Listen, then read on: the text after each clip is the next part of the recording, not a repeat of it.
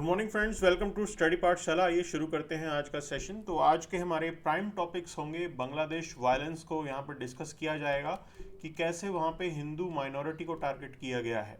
Then India Saudi Arabia relation की यहाँ पे बात की जाएगी और साथ साथ India Middle East economic corridor का क्या फ्यूचर होने वाला है उसको लेके कुछ बातों को समझेंगे और इस ट्रेड वॉर का इम्पैक्ट इंडिया पे क्या होने वाला है, खासकर इम्पोर्ट्स को लेके।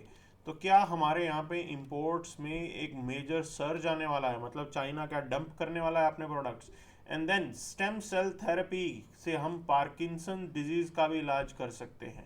तो पार्किंसंस के अंदर क्या होता है, आपके यहाँ पे ब्रेन सेल्स जो होते हैं, न्यूरॉन्स, वो मरने लगते हैं, उस वजह से डिजीज होती है। अब हम इसको रिवाइव करने का सोच रहे हैं, मतलब आपके ब्रेन सेल्स को रिवाइव किया जाएगा। Then US Iran nuclear talks में क्या हर्डल्स आ सकते हैं, क्या रुकावटें आ सकती हैं, उन चीज़ों को समझेंगे। आइए देखते हैं आज का सेशन। तो फ्रंट पेज पे अगर हम देखें तो बड़ी खबर जो है वो ये है कि इंडियन स्टूडेंट्स काफ़ी इम्पैक्ट हो रहे हैं यूएस के वीज़ा रेवोकेशन से। ओके, और हमने ये मामला रेज भी किया है बिकॉज 50% स्टूडेंट्स इंडियंस ही हैं जिनके स्टूडेंट वीज़ाज को वहाँ से रिवोक कर दिया गया है। तो काफ़ी बड़ा कंसर्न है ये इंडियंस के लिए और देखना पड़ेगा अब इसका क्या इम्पैक्ट होगा, गवर्नमेंट क्या सोल्यूशन निकालेगी यहाँ पे। एंड समवेयर अराउंड आप ये लिख सकते हैं कि 4000 से ज़्यादा जो है रेवोकेशन आए हैं और आधे से ज़्यादा वो इंडियंस के लिए हैं। तो अभी तो नोटिस इशू किए गए हैं कि भी इंडियंस आप अपना बैग पैक कर लीजिए, आपको वापस जाना है। कैसे गवर्नमेंट इसको रोकने वाली है उसको देखेंगे। चलिए, बांग्लादेश के अंदर जो रिसेंट डेवलपमेंट्स हुई हैं उन चीज़ों को समझते हैं यहाँ पे। तो कम्युनल वायलेंस काफ़ी एस्केलेट हुआ। हमें पता है कि वहाँ की prime minister Sheikh Hasina resign करके उनको जाना पड़ा और 2000 से ज़्यादा ऐसे इंसिडेंट हुए हैं जहाँ पे हिंदू कम्युनिटी को टारगेट किया गया है। अब एक चीज़ आपको समझनी है कि इसके पीछे पाकिस्तान भी है, इसके पीछे रेडिकल्स भी हैं जो बांग्लादेश के अंदर हैं। ठीक है, तो ये साथ में मिलके सब कुछ चल रहा है यहाँ पे। और समवेयर अराउंड 23 इंडियंस की डेथ भी रिपोर्ट हुई है। अच्छा, अब इसके अंदर जो ह्यूमन राइट्स वायलेशन की बात करें तो वो मेजर मुद्दा यहाँ पे नज़र आ रहा है and it's a very big issue, बहुत बड़ा ये मुद्दा है और काफ़ी लोगों को मजबूर किया जा रहा है कि वो यहाँ से इंडिया वापस आ जाएं। तो ये एक बड़ा चैलेंज है हमारे लिए। ठीक, अब देखिए इसके क्या रिperकशन है कि पहली चीज़ आपको समझनी है कि एंटरिम गवर्नमेंट जो है उसका काफ़ी क्रिटिसिज्म हो रहा है कि वो पार्शली काम नहीं कर रही और सेकुलर कैरेक्टर जो है कहीं ना कहीं बांग्लादेश का इम्पैक्ट हो रहा है यहाँ पे। ठीक है, अच्छा, एक इंडियन हिंदू लीडर चन्मय दास जो है उनको अरेस्ट कर लिया गया है एंड उनके ऊपर सेडिशन चार्जेस भी हैं। ये भी एक मुद्दा बेसिक चल रहा है यहाँ पे। इसका direct impact definitely India Bangladesh relation पे पड़ना ही था। अब हम कितना इसको ऐसे लेके जाएंगे कि हम एक दूसरे के साथ कोर्स करेंगे, ये हमें सोचना होगा। और सोशल कोहेजन डेफिनेटली बांग्लादेश के अंदर तो इसका इम्पैक्ट पड़ा है। अच्छा, अब सॉल्यूशन की अगर हम बात करें, right now we are just issuing statement. कुछ बड़े लेवल पे हमने एज सच इसका मुद्दा नहीं उठाया है। मतलब अगर आप बात करें कि कहीं ह्यूमन राइट्स जो प्लेटफॉर्म्स अवेलेबल है, क्या इंडिया ने वहाँ पे पॉइंट रेज किया, ऐसा नहीं है। अभी हमने सिर्फ स्टेटमेंट और एक तरीके से रिक्वेस्ट ही की है कि आप हिंदू माइनॉरिटीज़ को वहाँ पे जो है प्रोटेक्ट करेंगे। क्लियर, देखना होगा how things will turn up. Right now जो एंटरिम गवर्नमेंट है बांग्लादेश की वो बिल्कुल क्लूलेस है, उनसे राज नहीं हो रहा है। तो नदर news is India Saudi Arabia ties. अब मोदी जी जा रहे हैं सऊदी अरब। ओके, और सऊदी अरब इम्पोर्टेंट एंटिटी है हमारे लिए। अच्छा, अब यहाँ पे जो बात है कि भी India Middle East economic corridor उसका जो काम है बिल्कुल उसे बिल्कुल हमें टाइम पे लेके आना है। क्यों ये हम रेज कर रहे हैं point, because look at the present picture. Israel में इस समय जो है वॉर लाइक सिचुएशन है, it is busy in war. Israel में जो है यहाँ पे पोर्ट बनना है। ठीक है, येमेन के अंदर ये जो एरिया है हुदीज़ वाला, यहाँ पे इंस्टेबिलिटी है। ठीक, तो मिडिल ईस्ट के अंदर कुछ भी ऐसी गड़बड़ होती है उसका डायरेक्ट इम्पैक्ट वहाँ पे डेवलपमेंट प्रोजेक्ट्स पे होता है। Now Iran is also, you can से there is a trouble going on. तो ऐसे में इस बड़े जो है आप बोल सकते हो इंफ्रास्ट्रक्चर प्रोजेक्ट को कैसे करना है वो एक अपने आप में चैलेंज है। अब यहाँ पे अगर आप इसका मैप देखेंगे तो we want to explore connectivity like this. जब तक ये कंट्रीज यहाँ पे पार्टिसिपेट नहीं करेंगे तब तक आप ये मानिए कि भी इसका जो है हम इसको ट्रूली रियलाइज नहीं कर सकते हैं, ये एग्जिस्टेंस में नहीं आ पाएगा, खासकर ऐसे वॉर टाइप सिचुएशन के अंदर। ठीक है, अब एक पॉइंट आपको समझना है कि यहाँ पे मैंने ये मेंस 2020 का क्वेश्चन दैट इज I2U2 दिखाया आपको, कल भी हमने इसको देखा था। अब आप एक चीज़ को समझिए, जब यहाँ पे UAE पिक्चर में आ रहा है, ठीक है, तो आपको कहानी मालूम होनी चाहिए कि कहीं ना कहीं UAE is going to have backing off Saudi Arab, क्योंकि सऊदी अरब अकेला ऐसे काम नहीं करता है। मतलब ये समझना होगा कि UAE अगर आप इन कंट्रीज के साथ यहाँ पे जुड़ रहा है तो कहीं ना कहीं पीछे से सैंक्शंस हैं बाय सऊदी अरब। सऊदी अरब ने अप्रूवल दिया हुआ है, बिकॉज UAE और सऊदी अपनी जो फॉरेन पॉलिसी है वो काफ़ी साथ साथ चलाते हैं। सऊदीज खुल के सामने नहीं आ रहे हैं, but they are working together, और कहीं ना कहीं इट्स अ गुड थिंग, बहुत बढ़िया ये जो है डेवलपमेंट है इस पॉइंट से अगर हम देखें। अब अगर आप I2U2 की यूटिलिटी देखोगे तो यस, हमारे स्ट्रेटेजिक रिलेशंस जो है वो इम्प्रूव हुए हैं इन कंट्रीज़ के साथ, और मिडल ईस्ट के अंदर इंडिया का इन्फ्लुएंस जो है वो इंक्रीज होगा, बढ़ेगा। यहाँ पे इंडिया की एक खासियत है, India is praised by all these countries. क्यों? कि भी India never interfere in their internal matter, उनके इंटरनल मैटर के अंदर हमें कोई लेना देना नहीं होता है, उनकी इंटरनल पॉलिटिक्स में हम इंटरफेयर नहीं करते हैं। ये इंडिया की खासियत रही है। ठीक है, that's why all these countries they do see India in a respectful way, और ये सब इंडिया के साथ ट्रेड कर सकते हैं। ठीक है, कॉम्बैटिंग टेररिज्म की बात करें तो दैट इज़ अनदर एरिया जहाँ पे हम लोग साथ में मिलके काम करेंगे। रेडिकलाइजेशन से भी लड़ाई लड़नी है, वो भी हमें साथ में करना होगा, and they see India as a you can say good partner to address all these challenges, because हमारा एक्सपीरियंस है टेररिज्म को डील करने में। And another point is this, we will be able to balance out the Chinese influence.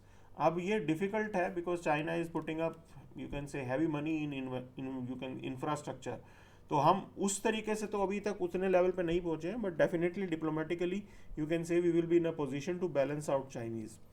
Greater diplomatic clout हमारा जरूर बढ़ने वाला है, रेपुटेशन हमारी इंक्रीज होगी, तो ये सारे बेनिफिट्स हम यहाँ से ड्रॉ करेंगे, और India Middle East economic corridor अगर आ गया तो इकोनॉमिक अपॉर्चुनिटी भी आपके पास बम्पर होगी, but because of the present crisis situation that is going on, चीज़ें इतनी आसान नहीं हैं। ठीक है, चलिए आगे चलते हैं। तो ये ट्रेड वॉर का इम्पैक्ट क्या पड़ने वाला है, क्या हमारे यहाँ पे इंपोर्ट में मेजर इंक्रीज आने वाला है, that is the point they are raising. अब देखो, बहुत से ऐसे कंट्रीज हैं जो इंडिया की कंज्यूमर मार्केट को टारगेट करेंगे, क्योंकि अब यूएस में टैरिफ लग गया तो उनका प्रोडक्ट यूएस में तो बेच नहीं सकते, वो उसको इंडिया के अंदर डाइवर्ट करेंगे, बांग्लादेश का टेक्सटाइल हो या इलेक्ट्रॉनिक्स हो, इंडोनेशिया का। और दूसरी चीज़ ये है कि चाइना यहाँ पे बहुत सारे उसके पास ओवर कैपेसिटी है मैन्युफैक्चर्ड प्रोडक्ट्स की, और वो सब्सिडी भी देता है, और स्टेट मतलब ट्रेड लिबरलाइजेशन करके वो सारा सामान इंडिया में डंप कर सकता है। क्लियर? तो ये पॉइंट आपको समझनी है। अब चाइना जो है वो यूएस एक बहुत बड़ी मार्केट थी, वो वहाँ पे नहीं भेजेगा प्रोडक्ट्स को, now it is going to dump the products in India, ऐसा बिल्कुल हो सकता है। तो यूएस फार्म प्रोड्यूस की बात करें तो reverse tariff effect on US is also affecting India. हम मतलब US seeking markets for soybean, okay. अब ये देखना है कि हम कैसे जो है ये चीज़ फैसिलिटेट करेंगे, कई चीज़ हमारे लिए भी डिफ़िकल्ट होने वाली हैं। तो chemical, steel, aluminium, textile, rubber, electronics, consumer goods जैसे सेक्टर्स हैं जहाँ पे इंडिया के अंदर डंपिंग ऑफ प्रोडक्ट्स हो सकती है। खासकर स्टील को देखें, क्योंकि चाइना जो है बिल्कुल ये कोशिश रहती है कि वो स्टील का अपना प्रोडक्ट जो है वो इंडिया में डंप करे। हाँ, हमारे पास एंटी डंपिंग ड्यूटी का भी प्रोविज़न है, वो हमारी गवर्नमेंट लगा सकती है, बट स्टिल हर चीज़ को आप नहीं रोक सकते हो। ठीक है, अब स्मॉल इंडस्ट्री के लिए एक बहुत बड़ा चैलेंज होगा, because we will not be in a position to compete with Chinese, बहुत ज़्यादा उनका हैवी इन्वेस्टमेंट है, हम उनके साथ ऐसे कम्पीट नहीं कर पाएंगे।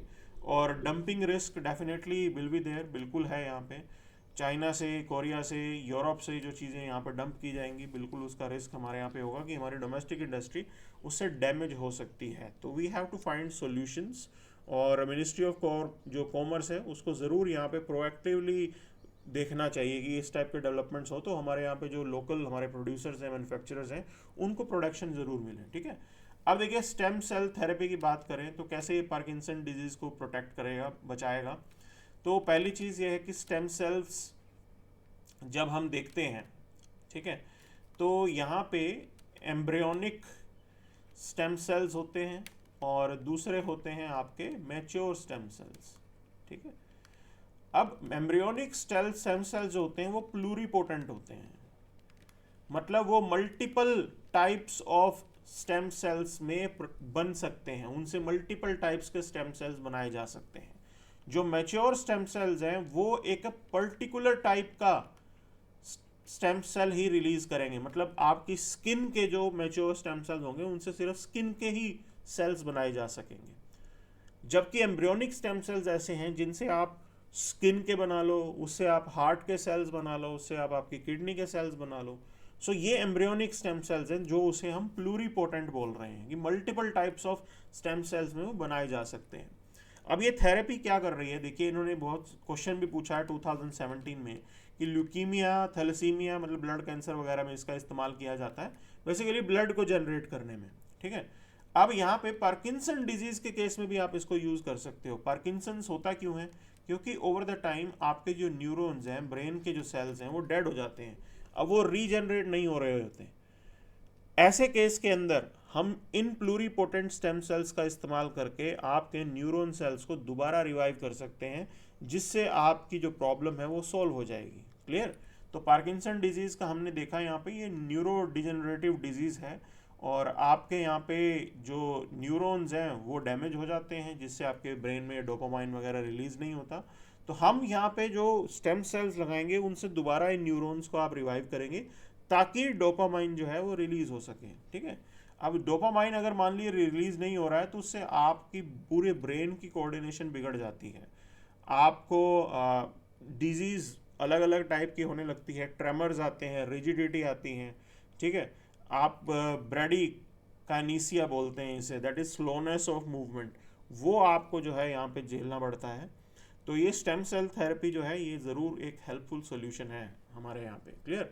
अब देखिए स्टेम सेल थेरेपी का क्या फ़ायदा है, वही इस सवाल में किया गया है, ये मेंस 2017 का क्वेश्चन है। तो रीजनरेटिव पोटेंशियल अच्छा खासा होता है, आप इनको जो है स्पेशलाइज सेल्स में बना सकते हैं और टिश्यू रिपेयर वो आसान होती है, रीजनरेशन आसान होती है। ठीक है, रिड्यूस्ड रिजेक्शन, क्योंकि ऐसा होता है कि ये आप मान लीजिए जब आप बच्चे हो तो उस एम्ब्रियोनिक स्टेज पे आप वो स्टेम सेल्स ले लीजिए और उसको फ्रीज करवा लीजिए। ठीक है, बैंक बने हुए हैं जहाँ पे आपके स्टेम सेल्स को जो है रखा जाता है। तो किसी भी इंडिविजुअल के स्टेम सेल्स मान लीजिए आपने उस बैंक में रखे हुए हैं, वो आपकी बॉडी के स्टेम सेल्स हैं। जब आपकी मदर प्रेग्नेंट होंगी और एम्ब्रियोनिक स्टेज होगी तो उससे फ़ायदा क्या होगा, अब आपकी बॉडी उन स्टेम सेल्स को रिजेक्ट नहीं करेगी, एक्सेप्ट करेगी। क्लियर? तो इम्यून रिजेक्शन का भी प्रॉब्लम यहाँ पे सॉर्ट आउट हो जाता है और साइड इफेक्ट भी यहाँ पे कम होंगे। ब्रॉड एप्लीकेबिलिटी है, क्योंकि आप बहुत सारी डिजीज़ का सोल्यूशन जो है उसके थ्रू यूज़ करके कर सकते हैं। एंड देन पर्सनलाइज्ड मेडिसिन भी हम लेके आ सकते हैं। Personalize in the sense that किसी पेशेंट की कुछ एक इंडिविजुअल रिक्वायरमेंट है, उसके अकॉर्डिंग उन स्टेम सेल्स के यूज से वो आप लेके आ सकते हो। So that is the additional benefit we are reaping out of it. Clear? अब बात करते हैं यूएस ईरान न्यूक्लियर टॉक्स को लेके। अब देखो बात ऐसी है, बातचीत तो शुरू हो गई, लेकिन हर्डल्स क्या होंगे इस चीज़ को हमें समझना है। तो पहला हर्डल आप देख लीजिए कि यूरेनियम एनरिचमेंट ऑलरेडी ईरान 60% कर चुका है। 90% चाहिए होता है वेपन बनाने के लिए, लेकिन ये 60% से भी आप 6-7 बॉम्ब बना सकते हो। ठीक है, स्टॉक पाइल ग्रोथ ज़रूर होगी, जितनी JCPOA की लिमिट थी, पहले भी तो हम कोशिश कर रहे थे ना कि ईरान की न्यूक्लियर जो वेपन्स हैं उनको बंद करवाया जाए, तो उस डील को joint comprehensive plan of action कहा गया था।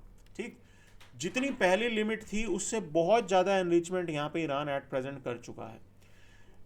इंटरनेशनल एटॉमिक एनर्जी एजेंसी जो इसमें ओवरलुक कर रहा था, जो सर्विलेंस कर रहा था कि भाई ईरान अपने यहाँ पे किस तरीके की एक्टिविटी कर रहा है, ईरान ने सर्विलेंस कैमरास को रिमूव कर दिया है। ठीक है, तो अब इंस्पेक्शन जो है वो लिमिटेड हो गई है।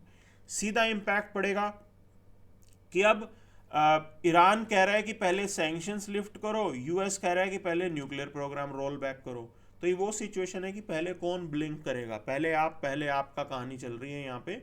ओके, देन अगर ये सब कुछ हम कर भी लें तो चांस ये है कि भाई यूएस के अंदर इस पूरे एफर्ट को सीनेट से पास करवाना पड़ेगा, और पास शायद ना हो पाए, ये अपने आप में एक चैलेंज है। यूएस कांग्रेस और वहाँ पे सीनेट से इसे आप पास कराओगे, देन ईरान जो है इस डील के अंदर अपने जो प्रॉक्सीज वो यूज करता है, हिजबुल्ला, हमास, हुदीज, उनको नहीं लेके आना चाहता। अब यूएस ये डिमांड करता है कि ईरान जो है इनको सपोर्ट करना बंद करे, लेकिन ईरान ये कह रहा है कि हम तो चाहते ही नहीं कि ये डिस्कशन होगा, सपोर्ट वो कंटिन्यू रखेंगे। उन्होंने कहा कि न्यूक्लियर पे बात करनी है, न्यूक्लियर न्यूक्लियर डील कर लेते हैं। फिर इसराइल ने प्रेशर डाला है कि भाई वो तो चाहते ही नहीं कोई डील हो, उनको पता है, वो कहते हैं कि ईरान ऐसे सुधरेगा नहीं, वो सीधा उस साइट को ही बॉम्बार्ड करना चाहते हैं। ये इजरायलीज टेंडेंसी है। रशिया और चाइना के रोल को अगर आप देखोगे, रशिया रेगुलरली मिलिट्री टेक्नोलॉजी दे रहा है ईरान को, और ये चलता रहता है। और दूसरी चीज़, चाइना जो है सैंक्शंस लगने के बावजूद ईरान से ऑयल ले रहा है सस्ते दाम पे, तो चाइना परवाह नहीं कर रहा इस यूएस सैंक्शन की। तो एक तरीके से इतना ज़्यादा प्रेशर ईरान पे पड़ता ही नहीं है। दुनिया कह रही है कि ईरान पे बहुत प्रेशर पड़ रहा है, economic sanction this and that, but इतना ज़्यादा इम्पैक्ट नहीं है because these countries are helping out Iranians. Clear. अभी यूक्रेन वॉर में ईरान ने अपने ड्रोन्स जो हैं वो रशिया को दिए थे, तो ये भी एक डील चल रही है। ठीक है, टेक्नोलॉजी टेक्नोलॉजी एक्सचेंज कर रहे हैं, this is how they are working together.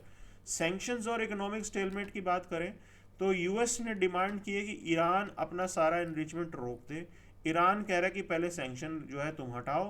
Current situation क्या है कि ये डेडलॉक है, और सिचुएशन है कि कौन पहले ब्लिंक करेगा। अब सबसे बड़ी जो चीज़ है वो ये है, ईरानियन रेवोल्यूशनरी गार्ड कोर, ये जो ग्रुप है अयतुल्ला खुमानी इसके थ्रू अपना राज करते हैं वहाँ पे, और यूएस ने ईरानियन रेवोल्यूशनरी गार्ड को टेरर लिस्ट पे मेंशन किया हुआ है। यूएस अगर टेरर लिस्ट पे डालता है तो फिर जो इसके साथ एसोसिएटेड इंडिविजुअल्स हैं उनके ऊपर रिस्ट्रिक्शंस जो हैं वो लग जाती हैं। ठीक है, तो ये जो डिमांड है, ईरान कहता है पहले ये भी हटाओ, but point is this, all these things are quite difficult, और हमें ज़रूर इसका नुकसान होगा कि हम चाबहार पोर्ट को ट्रूली फुल पोटेंशियल के साथ यूज़ नहीं कर पाएंगे। ठीक है, so that's a challenge for us. ठीक, अब देखते हैं क्या चीज़ यहाँ पे छूटी है, will look into this. So political news उसको बिल्कुल भी हम लोग कवर नहीं करेंगे। ओके, सो अब बातचीत चल रही है यहाँ पे, डायरेक्टली इंटरनेशनल पेज पे चलते हैं, तो what's there for us, will look into this. ठीक है, चलिए, मोरलेस थिंग्स आर कवर्ड। हाँ, 3 months after he took power, Trump is far from ending Ukraine war. तो अभी तो सीज फायर कल अनाउंस हुई है, we are hopeful that things will be positive. ठीक, बट क्या इसका रियलिटी में सोल्यूशन आएगा उसके लेके अभी भी डाउटफुल हैं चीज़ें। ओके, तो अभी बातचीत चल रही है वेपनाइजेशन ऑफ बायोटेक्नोलॉजी भी। देखिए, एक पॉइंट आपको समझना होगा, ये एक बहुत बड़ा डाउट है कि सुपर सोल्जर्स जो है चाइना बना सकता है, ये यूएस पैनल ने बोला है। Now anything like this is going to be seen as going against humanities. ठीक, कि आप आर्टिफिशियली बायोटेक की वजह से जीन एडिटिंग करके, डीएनए एडिटिंग करके आप सुपर ह्यूमंस बना रहे हो, आप आर्टिफिशियल चेंजेस लेके आ रहे हो इंडिविजुअल्स के अंदर, और उस चीज़ को पॉइंट रेज किया गया। तो ये बहुत बड़ी एथिकल डिबेट है। एथिकल डिबेट है बायोटेक के यूज़ को लेके, एथिकल डिबेट है आपके आर्टिफिशियल इंटेलिजेंस को लेके। ठीक है, तो ये हमें समझना होता है कि आप इन टेक्नोलॉजीज़ का यूज़ करें only for the welfare of people. आप इस तरीके से सुपर सोल्जर बना रहे हो, फिर कल को होगा क्या, डिज़ाइनर बेबी बनने शुरू हो जाएंगे। ठीक है, और जैसे पूरी दुनिया चलती है कि इंडिया और चाइना जैसी सोसाइटी के अंदर मेल चाइल्ड प्रेफरेंस है, तो सब लोग जो है मेल चाइल्ड चाहेंगे, और फीमेल चाइल्ड जो है वो बिल्कुल ख़त्म हो जाएंगे। तो ये इस टाइप की समस्याएं आने वाली हैं। So China is developing super soldiers, but it is going to open a Pandora's box, जिसके रिप्रकर्शन अभी हमें नहीं दिख रहे, but definitely in future things will be difficult. Clear, तो ये है, अब अपने आप में चीज़ हो रही है, will we have to see how things will be developing from here on. कई गाइडलाइंस, कुछ रिस्ट्रिक्शंस तो होनी चाहिए, यूएन के लेवल पे कुछ जो है इंस्ट्रक्शन यहाँ पे आनी चाहिए। Clear, so this is something that we have for today. Thank you very much.